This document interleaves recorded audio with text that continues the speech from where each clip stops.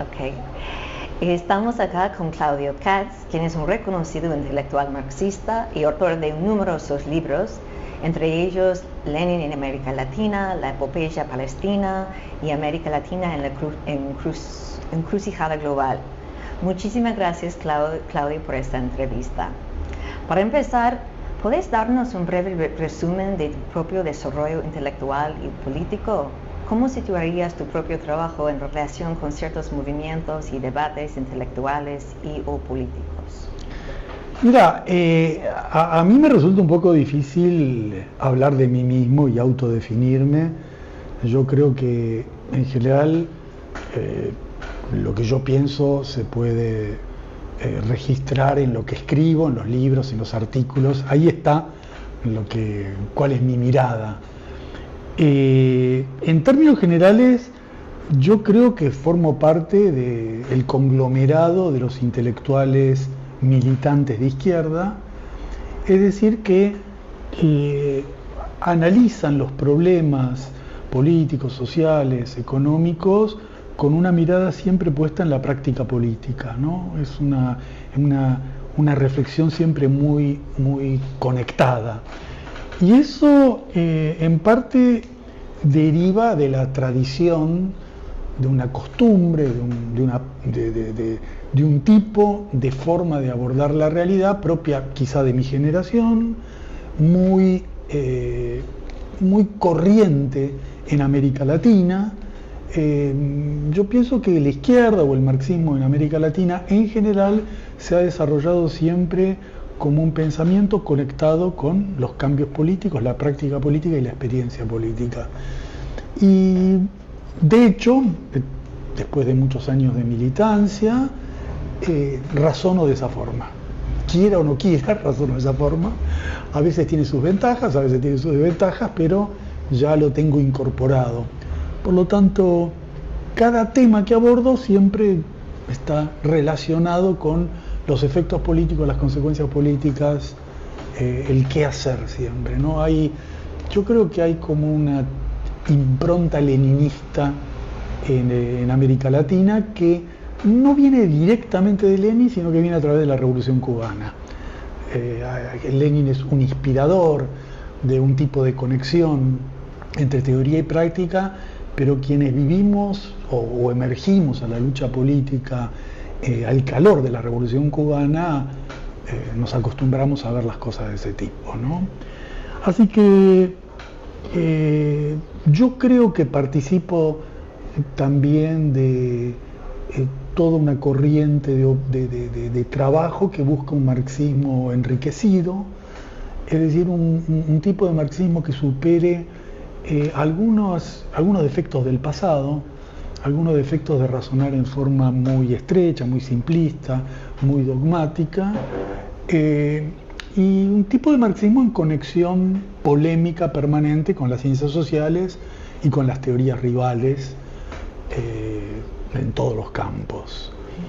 Y finalmente te diría que en esta visión hay una prioridad hoy para todos nosotros, que es la lucha contra la ultraderecha, contra el neofascismo, contra el imperialismo, y todo se ordena en función de esa prioridad.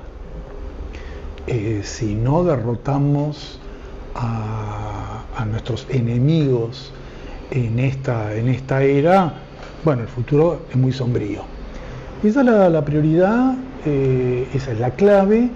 Y para avanzar en ese terreno es indispensable superar las vacilaciones del progresismo, las vacilaciones de las corrientes de centro-izquierda, quienes se presentan como alternativa ante la ultraderecha, pero en su práctica no logran construir modelos, estrategias, políticas efectivamente alternativas y dan lugar a que la ultraderecha vuelva a crecer, ¿no? De la decepción con el progresismo en América Latina surge la ultraderecha, y te diría que no en América Latina, es como una tendencia general, ¿no? Donde fallan los liberales, los progresistas, los centroizquierdistas, es en donde emergen las respuestas más duras de la ultraderecha, que por esas vacilaciones e inconsecuencias del progresismo logran sintonizar con sectores populares muy empobrecidos, muy desesperados, muy decepcionados, que buscan salidas. Entonces, yo creo que ser de izquierda, ser marxista, tener una mirada militante hoy es tener un mensaje de acción, de audacia, de valentía, de contundencia en nuestros pensamientos. No vamos a poder derrotar a la ultraderecha por caminos intermedios, escondiendo nuestras tradiciones, nuestras banderas. Tenemos que ser contundentes, tenemos que ser como pensamos y librar una batalla que volverá a captar incidencia en las mayorías populares si actuamos como somos, socialistas, comunistas, revolucionarios, sin tener esa timidez, ¿no? Esa sospecha de que conviene o no conviene decir. Bueno, la ultraderecha ha demostrado que conviene decir lo que uno quiere decir. Bueno, hay que batallar en esa dirección. Buenísimo, gracias. ¿Cómo afecta el actual declive del imperio estadounidense a sus operaciones en América Latina? ¿Qué significa para el desarrollo y la gobernanza de países como Argentina, cuyos gobiernos se han subordinado al imperialismo estadounidense? ¿Y consideras que la mayor agresividad de los Estados Unidos en América Latina, ejemplificada en la intensificación de sus guerras híbridas contra Venezuela y Cuba, es un síntoma de ese declive? Sí, mira, está muy bien empezar hablando del declive de Estados Unidos, porque creo que es el concepto ordenador de lo que ocurre hoy en el mundo. Uno puede elegir muchas ideas, pero la ventaja de partir por el declive es partir de la noción que ordena todo lo demás. Yo no creo que no existe ningún acontecimiento relevante hoy en la política y la economía mundial que no derive de eso. Sintéticamente, el problema ha sido muy explicado, muy expuesto. Estados Unidos está en un declive económico desde hace varias décadas y compensa, contrarresta esa caída con el poder geopolítico y militar que mantiene. Entonces cae y para limitar su caída o para intentar contrarrestarla, ataca, belicismo, guerras. Y eso vale para todos, ¿no? Eso no es de Trump, eso vale para Biden, para Obama, para Clinton.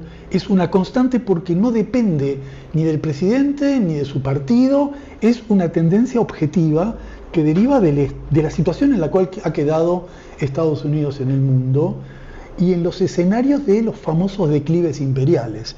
¿Qué pasa cuando una potencia declina?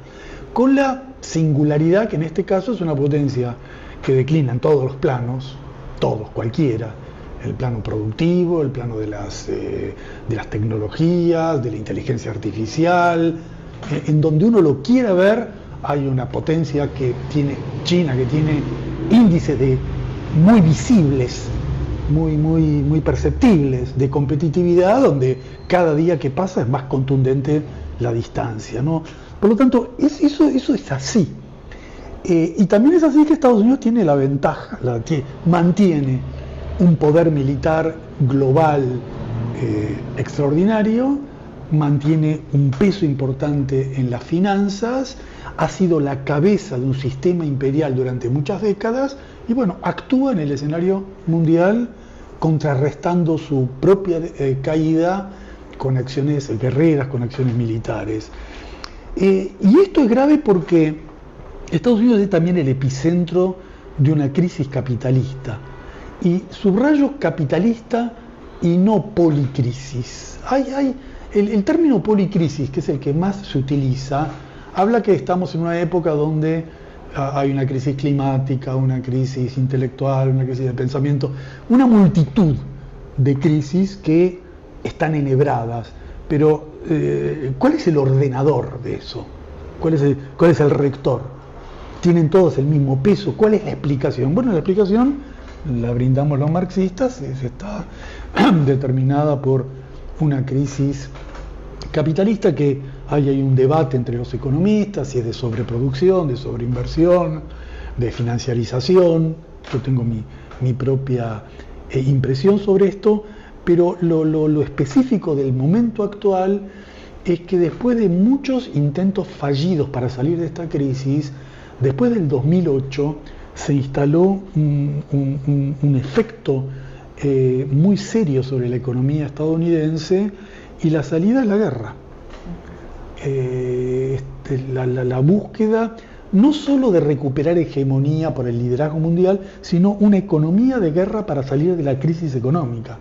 Es lo que ha ocurrido antes de la Primera Guerra Mundial, después de la Segunda, antes de la Segunda Guerra Mundial, que es recomponer, reestructurar la economía, eso es frecuente en el capitalismo, para desvalorizar, destruir capitales sobrantes y después con la reconstrucción recomponer un ciclo económico.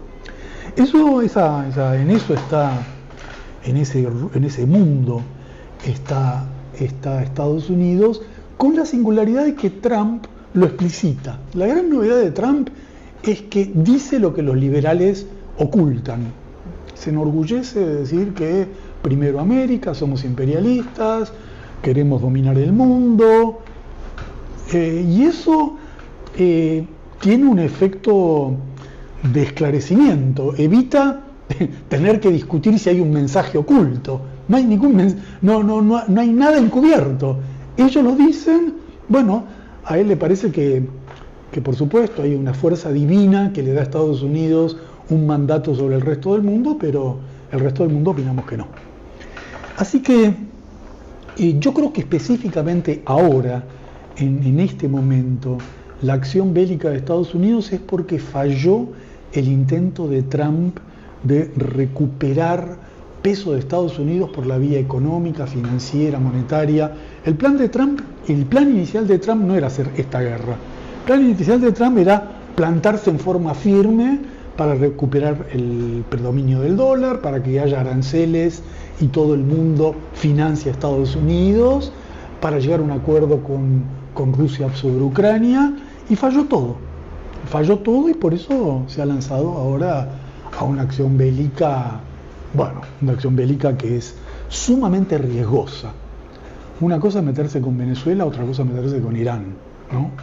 Una cosa es hacer una acción terrorista secuestrando a un presidente legítimo en Venezuela, otra cosa es asesinar a un dirigente, al presidente, al principal mandatario de Irán, en medio de una guerra, pensando la tontería de que ese asesinato va a favorecer el debilitamiento del régimen. Al revés, va a estar reforzando la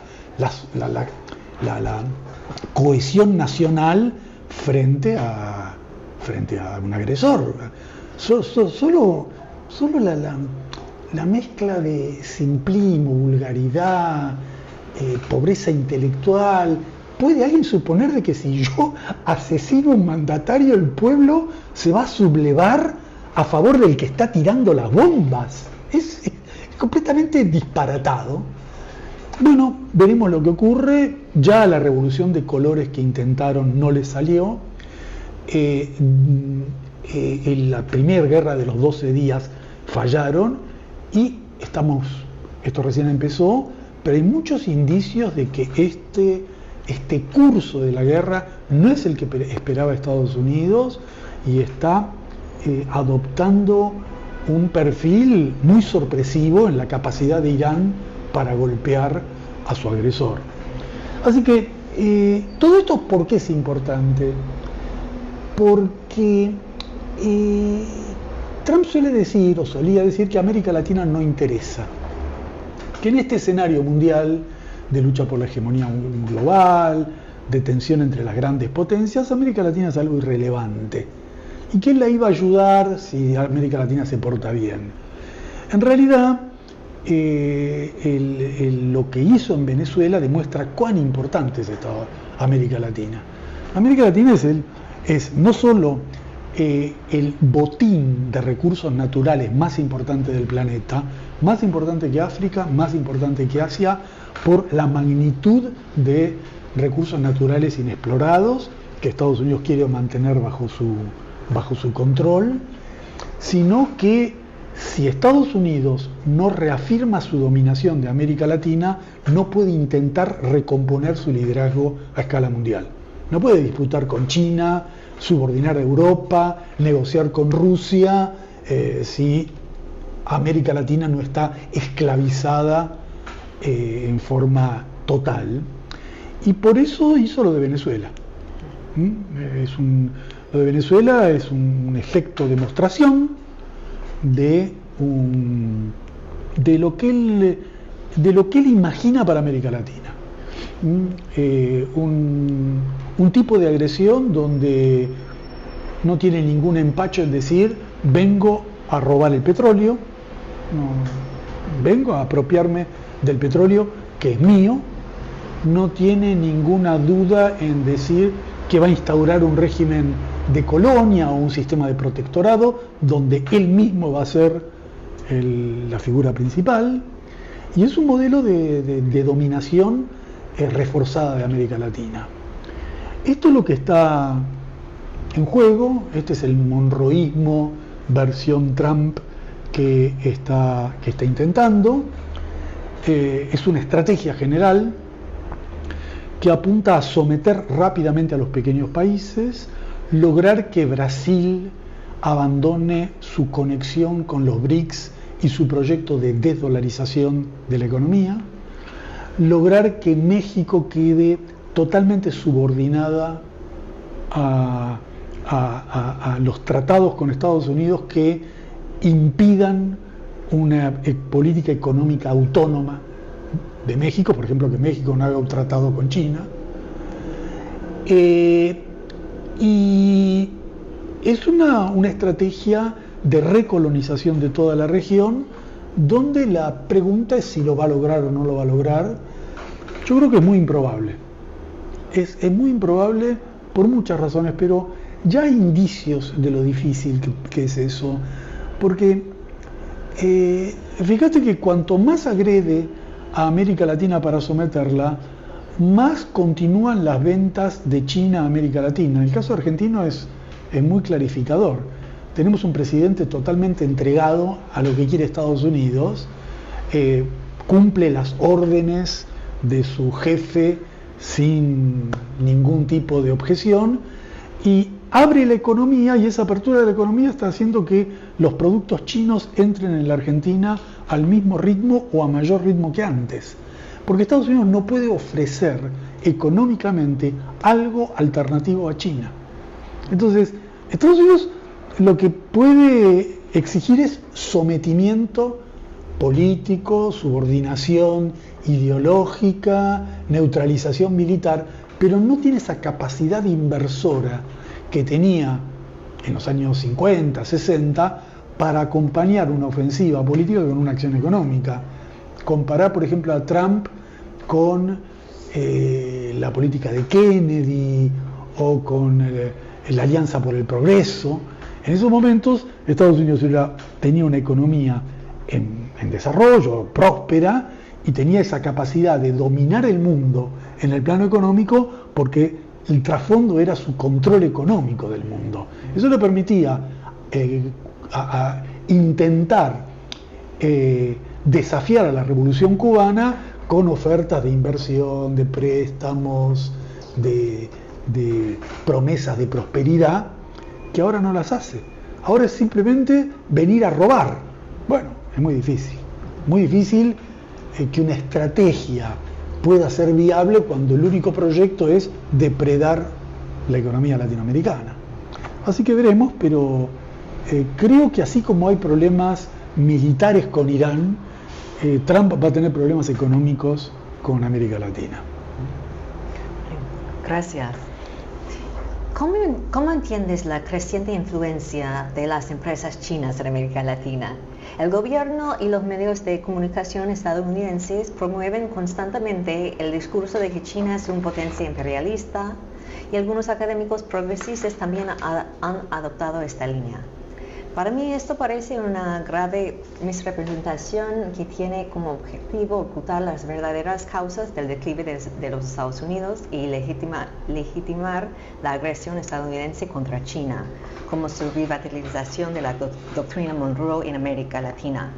Por favor, ¿nos puedes explicar tu perspectiva sobre la presencia de China en América Latina? ¿ha creado o puede crear nuevas posibilidades para el desarrollo nacional?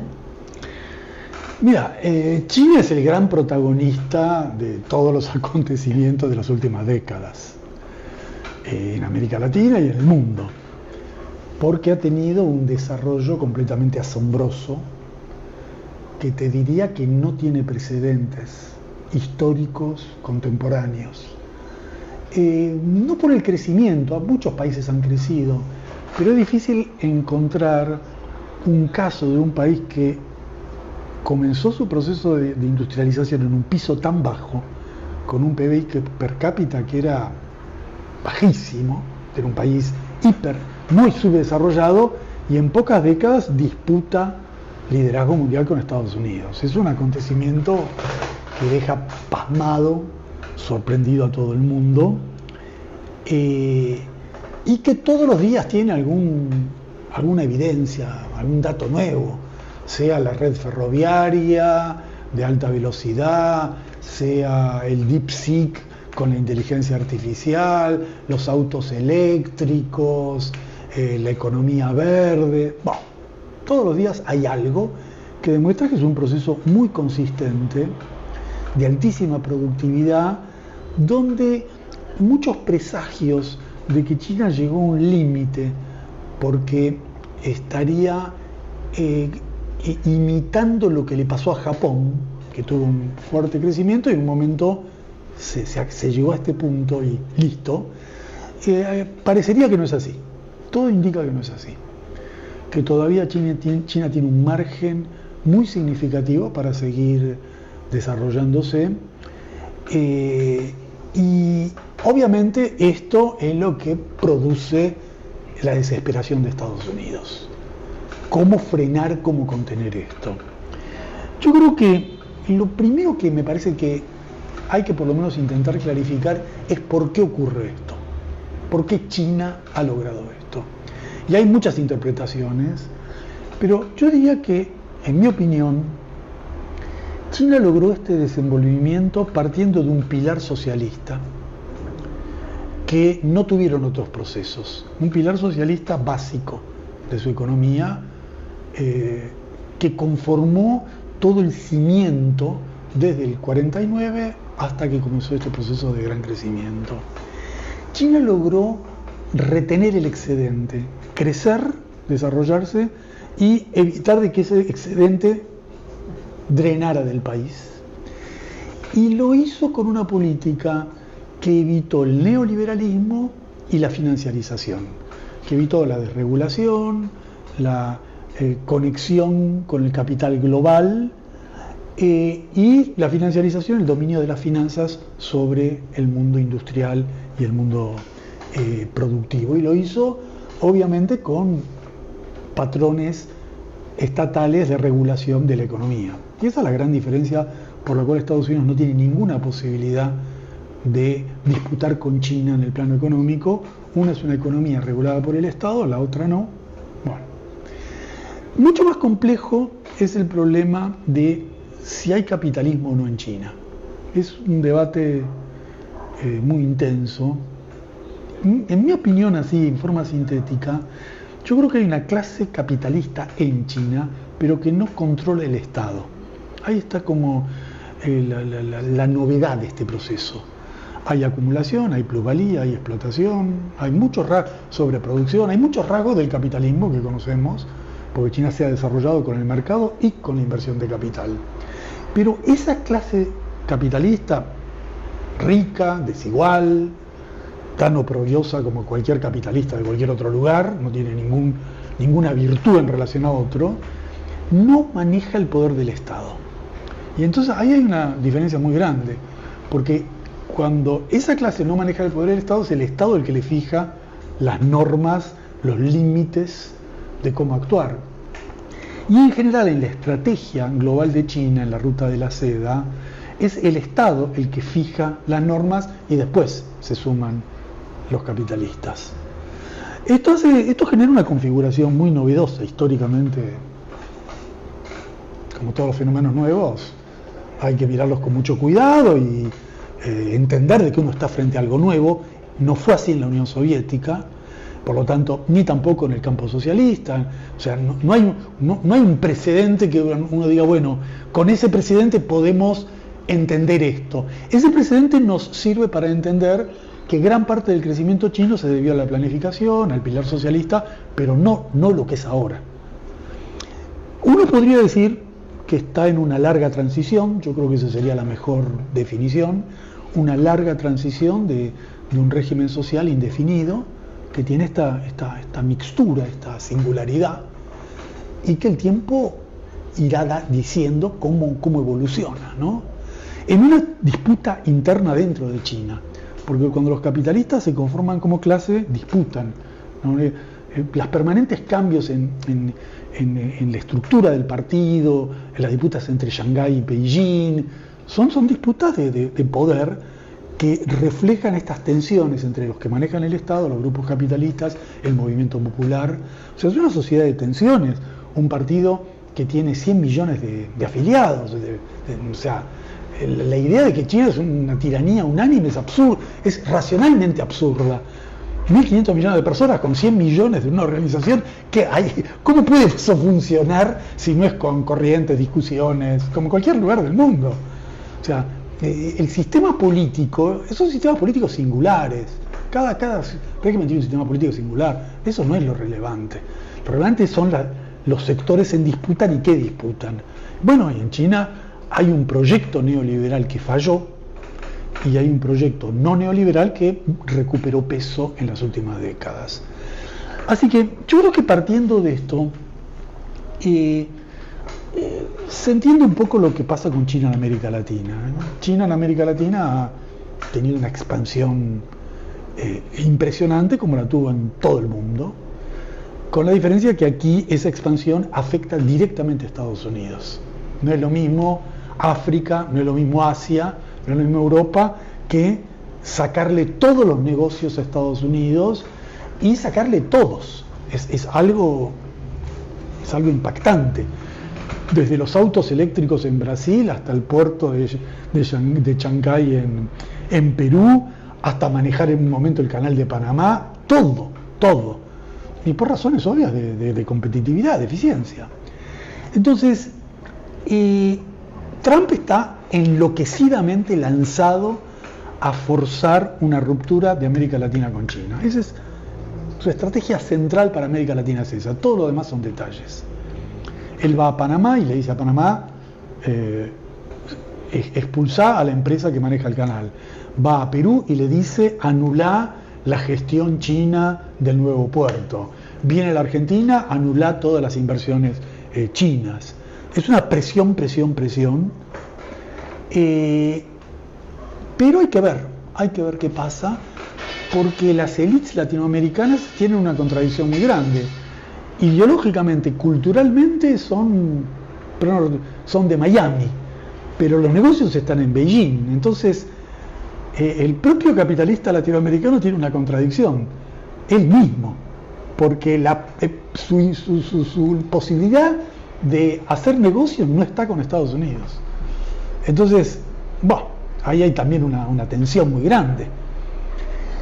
Yo creo que el último punto, que conceptualmente me parece el más importante, es definir que, en mi opinión, Estados Unidos es obviamente una potencia imperialista en América Latina y China no. Y esto es un punto clave. Estados Unidos ejerce una política imperial sobre la región que no se refleja solo en el plano económico, sino en el manejo militar y geopolítico.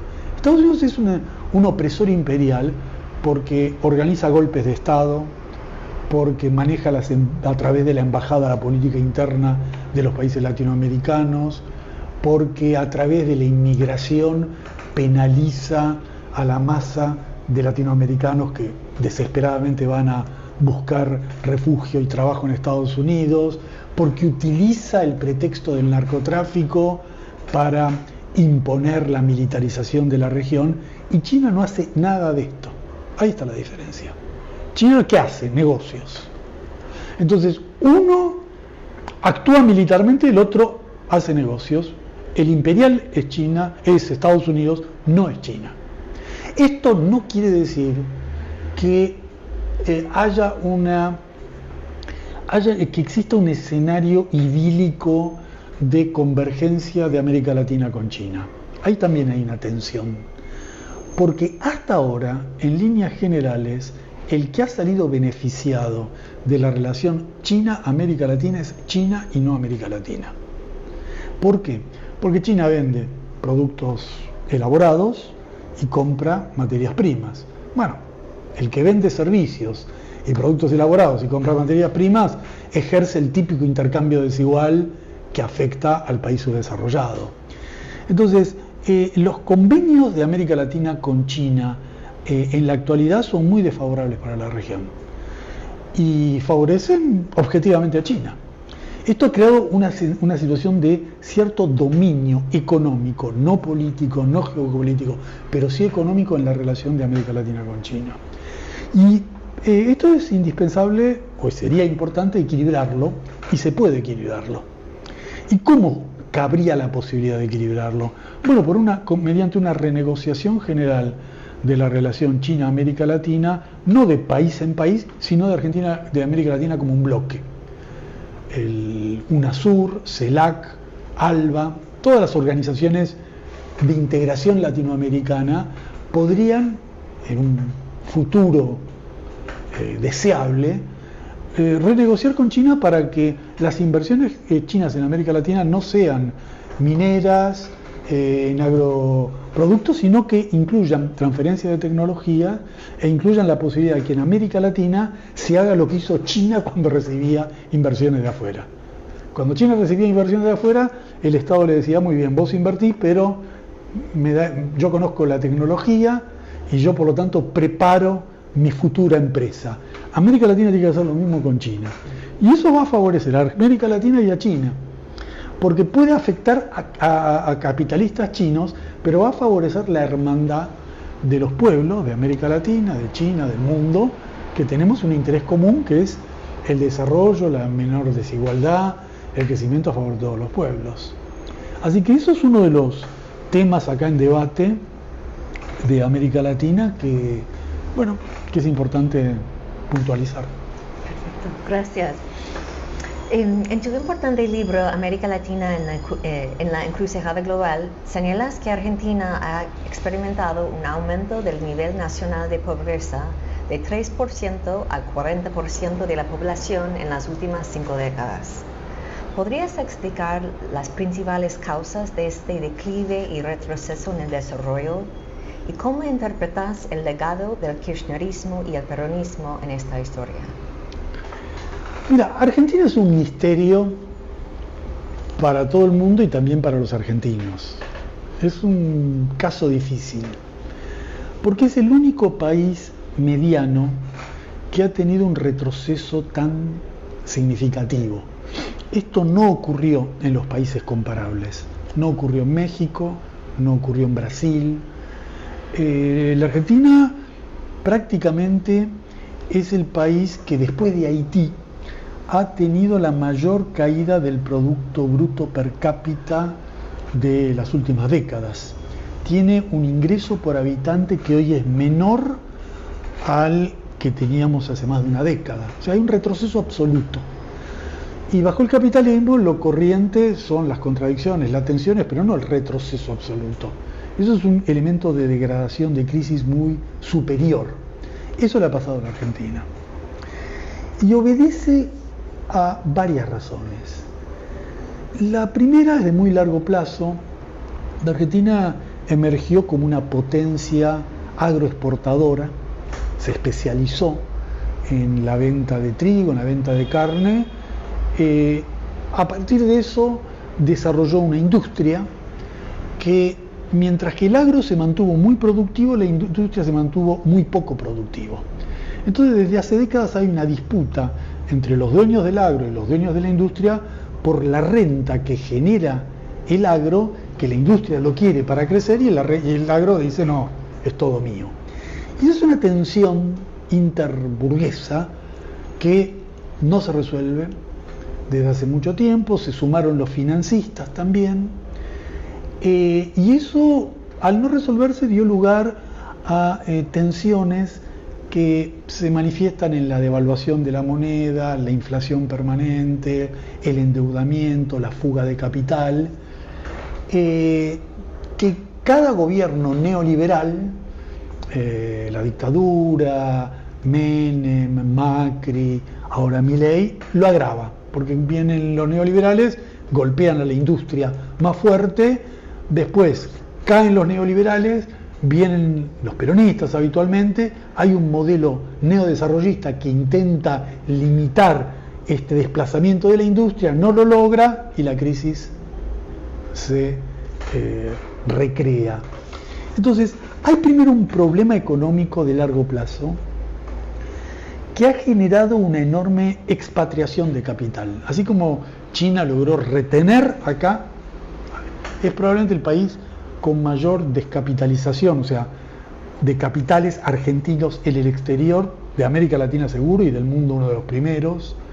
Es un país que ya no tiene moneda, de hecho es un sistema bimonetario del dólar y del peso por la altísima inflación. Es una crisis estructural de hace mucho tiempo, que ha llevado a que la pobreza pasó, o la desocupación del 3-4% en los años 70 a niveles del 40% en la actualidad. Pocos lugares se ve algo así. Este es un tema, como el determinante económico. Después hay un determinante político, social. La Argentina es un país donde desde hace muchas décadas hay una crisis de hegemonía en el manejo del Estado. O sea, las clases dominantes no logran cohesionar un proyecto prolongado de gestión del Estado.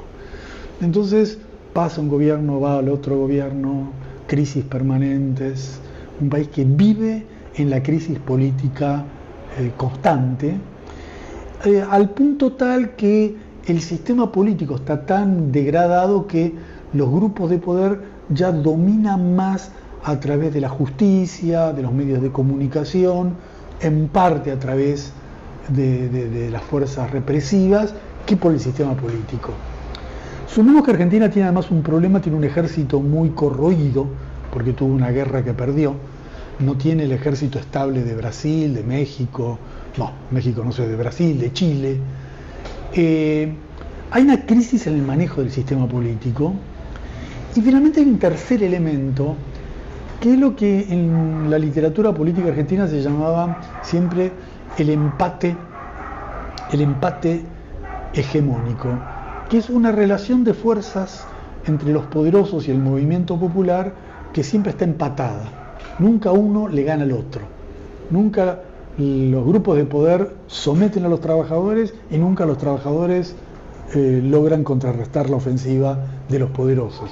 Entonces es un empate siempre irresoluble. Gana uno, pero no mucho, pierde el otro, no mucho. Hay gobiernos que avanzan mucho, pero después Menem, pero después viene otro como Kirchner y compensa, después viene Macri y vuelve a haber una reacción, y ese empate no se resuelve.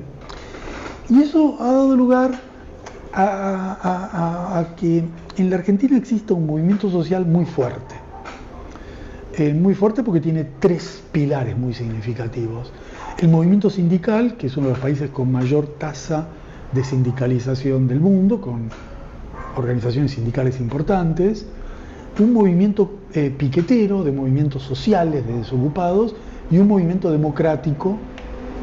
Acordate que la Argentina, 50 años después del golpe, todavía los militares están presos por el golpe, o sea, hay una tradición democrática fuerte.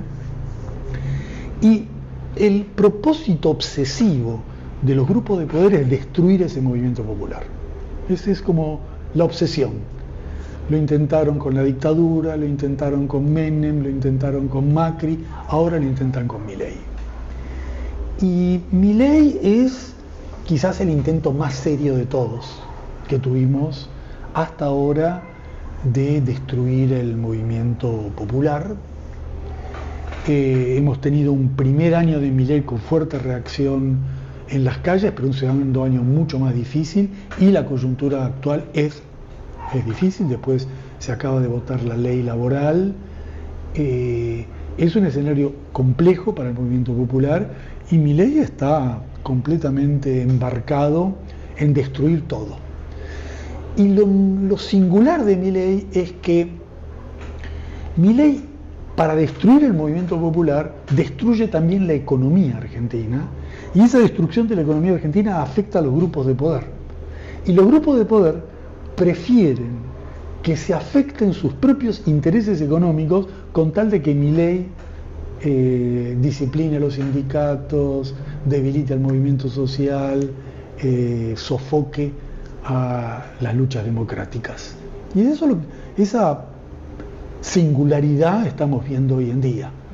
Es un gobierno que en 2 años ha demolido la economía, no hay ningún indicador de mejora de ningún tipo, hay una desindustrialización pavorosa, un incremento de la pobreza escandaloso en términos efectivos, y sin embargo cierran todos los días una fábrica y los dueños de esa fábrica lo aceptan porque prefieren perder la fábrica con tal que se destruya el sindicato.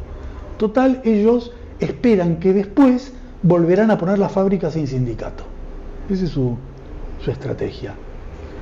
Por lo tanto, estamos en una disyuntiva muy seria para la Argentina. Veremos. Nuestro pueblo siempre ha demostrado una sorprendente capacidad para salir a flote de las situaciones más dramáticas. Veremos si lo logramos de nuevo. Bueno, por favor, me gustaría que nos cuentes tu análisis sobre la extrema derecha en América Latina en el siglo XXI. Esta derecha incluye a defensores y antiguos funcionarios de las dictaduras de mediados del siglo XX, aunque surgió en un contexto político y económico distinto. ¿Cuáles son las características importantes de esta nueva derecha y cómo entiende su proyecto político, económico y cultural? ¿Y de qué manera opera dentro de la tradición de los fascismos dependientes del siglo XX? ¿Existen discontinuidades importantes con estos regímenes anteriores a las que debamos prestar atención? Mira, la ultraderecha de América Latina tiene muchas características similares al trumpismo. Es un trumpismo latinoamericano. Si vos ves a sus líderes, especialmente a Milei, pero también a Bolsonaro o a Bukele, tienen comportamientos, rasgos, formas de actuar que parecen calcados de Trump, ¿no? La misma soberbia, la misma forma vulgar, personas que insultan, que agreden permanentemente, que buscan transformarse en sujetos bonapartistas, es decir, personalidades que dominan todo el espectro político, con métodos violentos, son muy parecidos. En ese sentido, la oleada ultraderechista en América Latina es casi un acompañamiento del trumpismo de Estados Unidos, con muchas conexiones directas. Mar-a-Lago, Miami, la Florida es el lugar de encuentro de todos ellos. Milei viajó más veces a la Florida que a cualquier lugar de la Argentina. Permanentemente va allí. Pero lo mismo vale para Bolsonaro, o sea, es el ámbito natural, porque es todo un grupo que ha absorbido la cultura republicana, de MAGA, de la Florida, como propia. En ese sentido es muy parecido, comparten estrategias, comparten políticas, tienen un discurso anticomunista delirante, carecen de la menor racionalidad en la forma de expresarse, tal cual Trump. Ahora, dicho esto, hay una diferencia sustancial. La ultraderecha latinoamericana es servidora de Trump, pero no de los proyectos de desarrollo en América Latina. Y esto es importante porque el MAGA es hagamos grande a Estados Unidos y por lo tanto es un proyecto de reindustrializar Estados Unidos, que Estados Unidos... America First en el plano económico. La ultraderecha latinoamericana no es nunca Latinoamérica First, nunca. Porque en esto se diferencia no solo de Trump, sino de la propia tradición ultraderechista latinoamericana. En los años 30, 40, la derecha latinoamericana siempre eran militares, nacionalistas y desarrollistas. En esa época, católicos y anticomunistas. Pero ser de derecha en América Latina quería decir defender el Estado, defender la militarización, preparar en todo caso guerras contra algún vecino, y para eso fuertes inversiones del Estado en el desarrollo. En cambio, la ultraderecha actual económicamente son neoliberales y desde el punto de vista de los intereses que defienden están conectados con Estados Unidos, con los financistas de Estados Unidos. Entonces, hay una diferencia sustancial en eso que demuestra el grado de subordinación general de América Latina a Estados Unidos. Como todas las clases dominantes han ido atravesando distintos momentos de subordinación que lo lleva a aceptar que su modelo es el protectorado de Estados Unidos. Entonces ahora ya a nadie se sorprende que Milei o Bukele, especialmente Milei importa porque no es un país pequeño, no es El Salvador, no estamos hablando del tercer país de América Latina, una economía mediana importante, y está convirtiendo a la Argentina literalmente en un protectorado, que es una variante de las formas coloniales.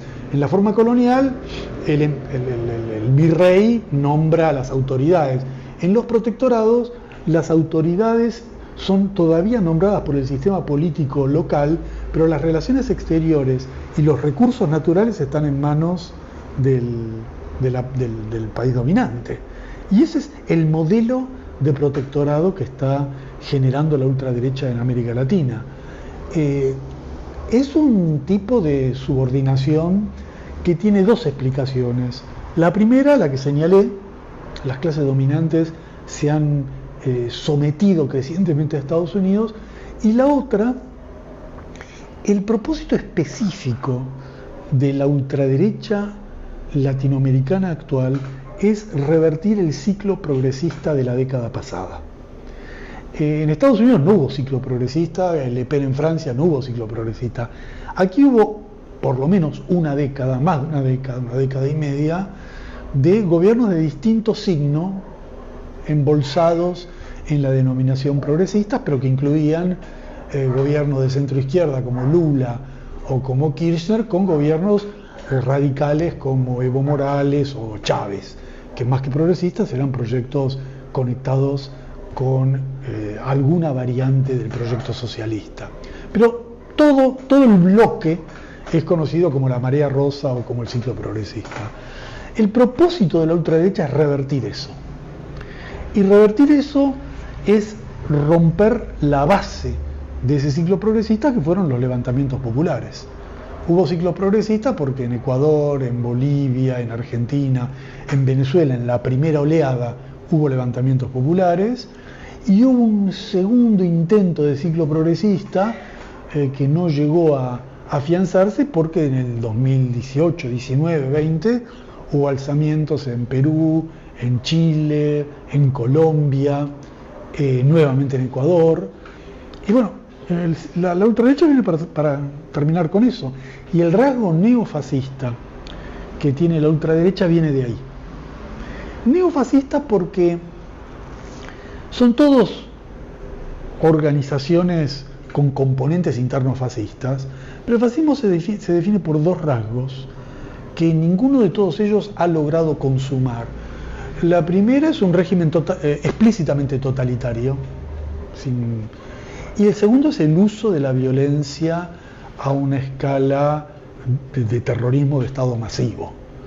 En ningún país tenemos eso. Estamos acá conversando, por ejemplo, nosotros tranquilamente, en un régimen fascista sería imposible. Sería más parecido a las dictaduras latinoamericanas del pinochetismo que lo que vivimos hoy. Bueno, hay un elemento de estos gobiernos de ultraderecha, una tensión hacia eso, pero es parte de una lucha política y veremos si se da o no se da. En síntesis, tenemos muchas singularidades de estos gobiernos de ultraderecha. Yo diría que recordemos que en la primera presidencia de Trump no pudo estabilizarlos y, como señalé antes, una política tan agresiva de pura acumulación por desposesión, de puro drenaje, de pura expropiación, es muy difícil de estabilizar. Si el modelo que Trump tiene en la cabeza es convertir a América Latina en Haití, bueno, es muy improbable que pueda hacerlo. Si todo lo que tiene para ofrecer es escenarios caóticos como el norte de México bajo el mando del narcotráfico, es muy difícil. Hay un elemento de Medio Oriente en América Latina, un elemento de destrucción de estados y demolición de sociedades. Lo que pasó en Irak, lo que pasó en Libia, lo que pasó en Siria, lo que pasó en Afganistán, hay un elemento de eso también aquí. Elemento porque aquí no hay guerras como allí, pero sí un elemento de desintegración como allí. Bueno, todavía tiene formas muy contenidas y están muy lejos de la situación en la cual se encuentra Medio Oriente. Pero la política de Trump, las actitudes de la ultraderecha empujan a la sociedad latinoamericana por ese camino. Bueno, si lo lograrán o no, lo veremos, porque las reservas de lucha y la capacidad de resistencia popular es muy grande en América Latina. Así que está por verse. Me gustaría hablar sobre tu importante nuevo libro, La Epopeya Palestina. Tu análisis del papel de Israel como potencia subimperial o coimperial es muy importante. Por favor, ¿nos puedes explicar tu análisis al respecto y en qué se diferencia de la tesis popular y engañosa sobre el poder del lobby israelí? Bueno, mira, acá hay tres temas, ¿no? En el libro que escribí ahora, yo señalo que la violencia extrema que hemos visto en Gaza, que ejerce Israel, obedece ante todo a un tipo de estructura basada en el colonialismo de los colonos. Es un tipo de asentamientos de colonización que, a diferencia del modelo clásico, implica el exterminio de la población local, ¿no? Es el modelo de construcción de los Estados Unidos, que se forjó simplemente aniquilando a la población indígena, que eran varios millones de personas, que fueron literalmente exterminados. A diferencia de la colonización portuguesa o española en América Latina, que esclavizó a las poblaciones locales, primero con formas de servidumbre, después con formas precapitalistas, pero solo el exterminio fue solo parcial, hubo una explotación típica. Hay un conjunto de razones que explican por qué en un lugar predomina un modelo o el otro. En el caso de Israel, claramente, en un escenario demográfico y territorial tan pequeño, si yo quiero convertir a ese país en el hogar de los sionistas judíos del mundo, tengo que desplazar a la población local, no cabe otra posibilidad.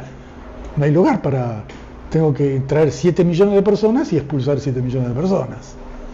Así que eso hace que la Nakba no ocurrió una vez, hay una Nakba permanente a través de guerras que Israel necesita para implementar su modelo sionista. En esto el sionismo incluso se diferencia del apartheid sudafricano. Hay muchas semejanzas en cómo opera. Básicamente es una estructura estatal manejada por un grupo que desplaza, que reniega, impide cualquier derecho al resto. Pero el apartheid explotaba a la población negra, a las minas de África o el sector agrario. No desplazaba, no anulaba, no aniquilaba. Entonces, bueno, esto explica por qué hemos visto la atrocidad de Gaza.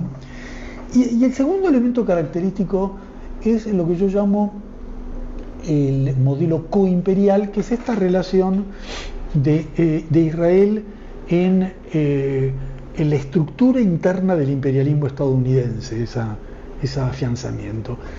Está eso muy mal leído y todos los días se repite que Netanyahu es el que le fija la política a Trump, y Trump se ha convertido prácticamente en un subordinado de los deseos militaristas de Netanyahu. Pero esto lógicamente es absurdo. O sea, ¿cómo podría un país así de chiquitito, de 7 millones de personas, dominar a la principal potencia del planeta? ¿Por qué podría ocurrir algo así? ¿Qué sentido lógico tiene? En realidad lo que sucede es que Netanyahu es parte de una de las fracciones en disputa del poder de Estados Unidos. Hay una corriente globalista, una neoconservadora, una soberanista, que desde hace décadas, disputan estrategias imperiales, y una de las estrategias imperiales es privilegiar a Israel. Hay otra que siempre dijo, no, limitemos los privilegios de Israel, tengamos una política más equilibrada con el mundo árabe, especialmente con Arabia Saudita, de los cuales dependen nuestros petrodólares. Hoy se ha afianzado mucho el sector pro-israelí, pero sigue, la función que cumple es al servicio de la expansión imperial de Estados Unidos en Medio Oriente. El Gran Israel es solo un momento de la política de recuperación de liderazgo estadounidense. Estados Unidos tiene aproximadamente 50.000 soldados en bases militares de Medio Oriente en todos los países. El único país que no tiene bases militares de Estados Unidos es Irán, y por eso hay una guerra contra Irán. Pero todos los demás tienen. Todos, desde Siria, Egipto, Arabia Saudita, los Emiratos, Irak, todos. Y hay una estrategia, obviamente, de Estados Unidos de recuperar su dominio de esta región. Las razones son obvias, es el petróleo del mundo depende de eso, de esa zona, e Israel es un instrumento de esa política. Por lo tanto, me parece que es importante clarificar eso y tener en cuenta que la decisión de Estados Unidos y de Israel, de Netanyahu y de Trump de incendiar todo el Medio Oriente, tiene un pronóstico muy abierto de lo que puede ocurrir, ¿no? Ellos están envalentonados porque lograron un éxito en Siria, porque están sometiendo al Líbano a una presión demoledora, porque Egipto y Arabia Saudita se mantienen ahí ambivalentes, son cómplices que no actúan en forma muy explícita, pero Yemen ya demostró lo que puede ocurrir con Irán. O sea, no solo porque Yemen está armado por Irán y forma parte del mismo eje con Hezbollah, sino porque Yemen comenzó a actuar con la estrategia militar que ahora Irán está expandiendo a pleno.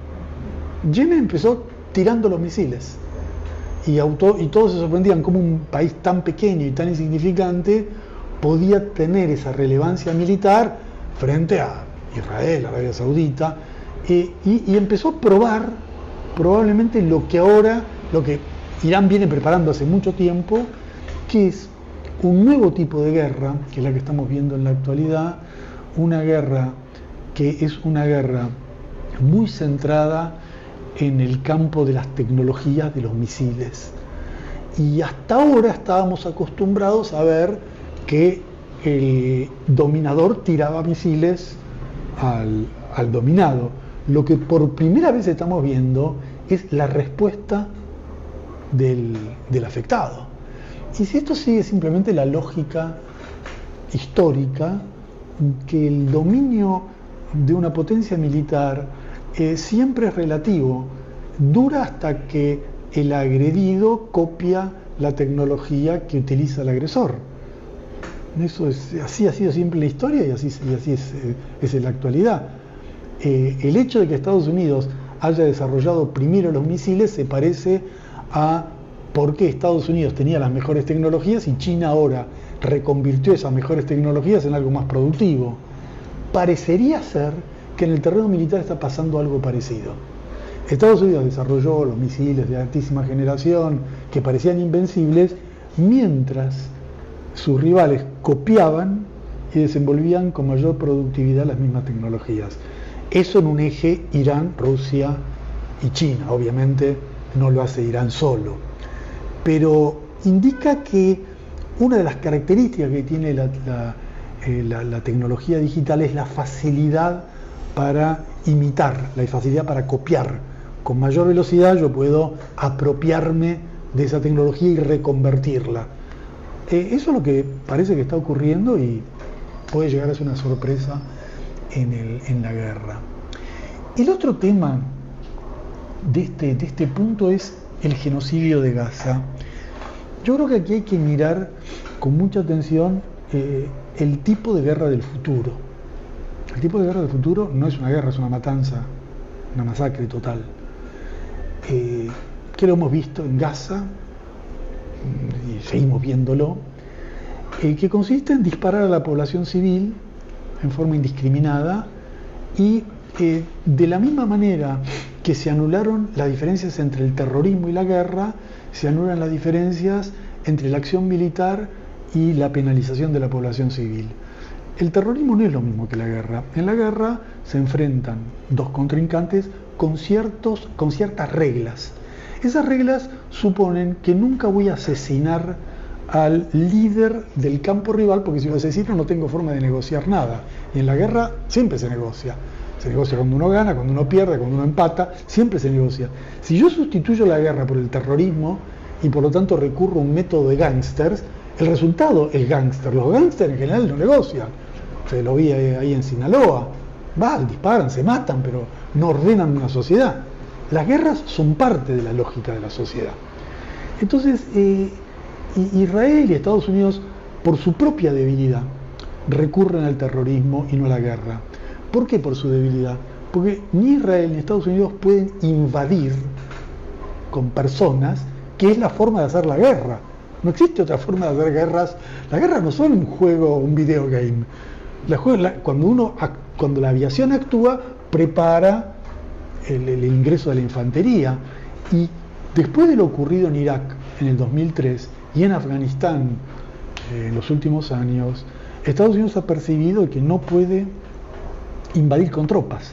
Entre otras cosas porque la insurrección interna, la rebeldía, el rechazo que generaría en la propia ciudadanía estadounidense sería inmanejable. Entonces hay una contradicción sin solución. Israel y Estados Unidos quieren dominar, pero no pueden hacer la guerra con fuerzas terrestres, recurren al terrorismo, el terrorismo devasta a la población civil, pero es incapaz de debilitar al enemigo. Y por eso perdieron en Irak, perdieron en Afganistán, y hay un gran interrogante de lo que va a ocurrir ahora en Irán. Pero esto es importante porque las guerras imperiales son guerras genocidas. Y las guerras defensivas no son genocidas. Esto se ve muy clarito hasta ahora en Irán. Irán hasta ahora dispara objetivos militares. No es que va a una escuela y mata a 120 chicos.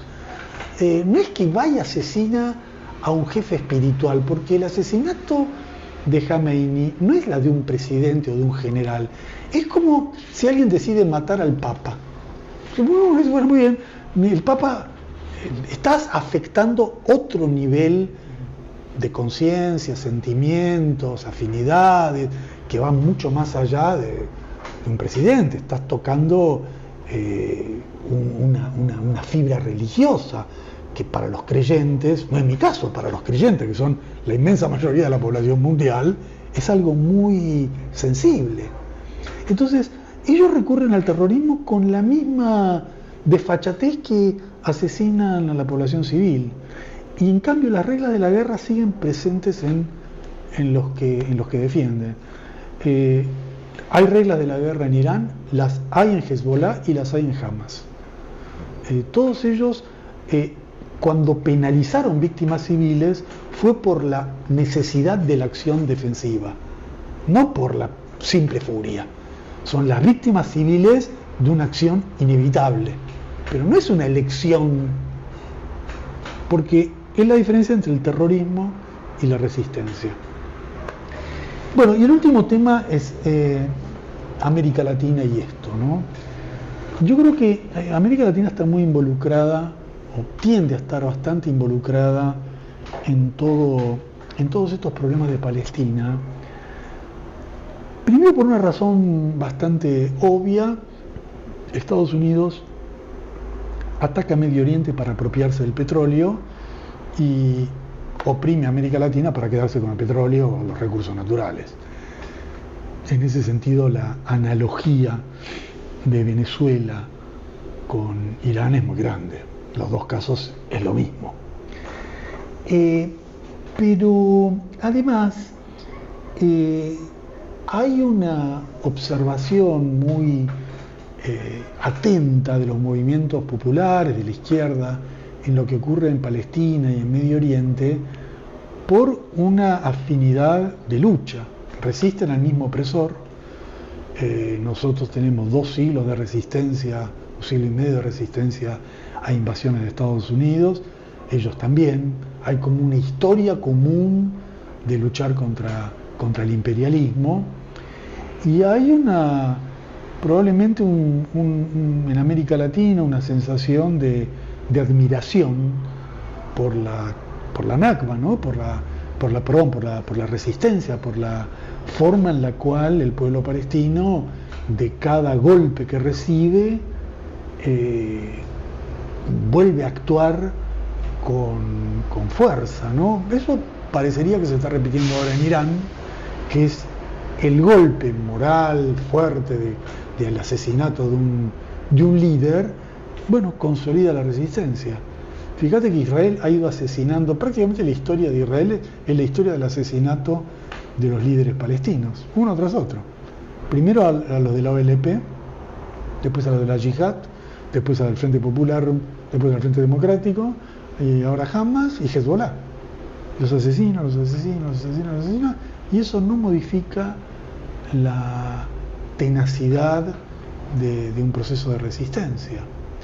Entonces, uno mira con atención, mira con solidaridad, la solidaridad en América Latina, como el resto del mundo, ha sido muy grande con los palestinos, con toda la sublevación mundial que hubo en apoyo a Palestina. Y lo comentaba el otro día en la presentación, hay un punto hoy central de confluencia que es Cuba, porque Cuba está ahora sometida a una presión tipo Israel-Palestina, así como Israel generó un drama humanitario en Gaza, Estados Unidos, Trump quiere generar una tragedia humanitaria en Cuba, y así como surgió una resistencia y solidaridad mundial con Palestina, ahora está empezando a emerger un proceso parecido acá, y la flotilla que estuvo en Palestina, la misma flotilla que navegó en el Mediterráneo para llegar a Gaza, es la que ahora se está armando para que navegue a Cuba, transformando la bandera de Cuba en una bandera humanitaria de solidaridad con su población, y para el caso nuestro, con la deuda eterna que tenemos con los médicos cubanos, con los revolucionarios cubanos y con la Revolución Cubana, por lo que eso significó y significa para nosotros. Y la última pregunta que tengo es, ¿cuáles consideras que son las fuentes más importantes de resistencia antiimperialista en la actualidad? ¿Ves alguna conexión entre la resistencia antiimperialista en América Latina y los movimientos de resistencia en otros continentes? Y en tu opinión, ¿qué cuestiones deberían ocupar un lugar central en los movimientos de resistencia al imperialismo y el militarismo estadounidense hoy? Bueno, es lo que me parece que te respondí en la anterior, ¿no? O sea, la lucha antiimperialista siempre se encarna en torno a ciertos focos, a ciertas banderas. Lo fue Argelia en un momento, lo fue Vietnam en otro momento. Hay lugares que concentran la batalla antiimperialista de la época, y al concentrar esa batalla generan en el mundo movimientos de solidaridad estrechamente conectados a eso. Vietnam dio lugar a una generación política que cambió el universo de la lucha en el mundo, y yo creo que ese foco en los últimos años ha sido Palestina, y ese foco tiende a ser también América Latina. Eso hace que haya tantos puntos de confluencia y tantas iniciativas de acción común. Justamente en Venezuela era uno de los lugares donde más se desarrollaban las acciones de solidaridad con Palestina, no solo declamativas, sino prácticas de envío de solidaridad material, de alimentos, de medicinas. Y como te comentaba, eso vuelve a recrearse, ¿no? Vuelve a recrearse, y probablemente, no lo sabemos, pero si continúa lo que estamos viendo en Irán en las próximas semanas, seguramente un movimiento de repudio a la agresión estadounidense va a comenzar a cobrar forma en todo el mundo, ¿no? O sea, todos estamos aún bajo el impacto del inicio de una guerra, de algo inesperado, pero a medida que pasa el tiempo, la causa de la defensa de Irán se va a convertir en una causa de todos los pueblos del mundo, y eso vale para todos. Así que Irán, Palestina, Cuba, Venezuela conforman los epicentros de la lucha antiimperialista hoy, y probablemente vamos a ver un año muy movido en torno a estas banderas. Perfecto, gracias. ¿Algo más que quieres agregar? No, okay, parece que hemos hablado un poco del mundo y sus alrededores. Bueno, muchísimas gracias, Claudio. Bueno.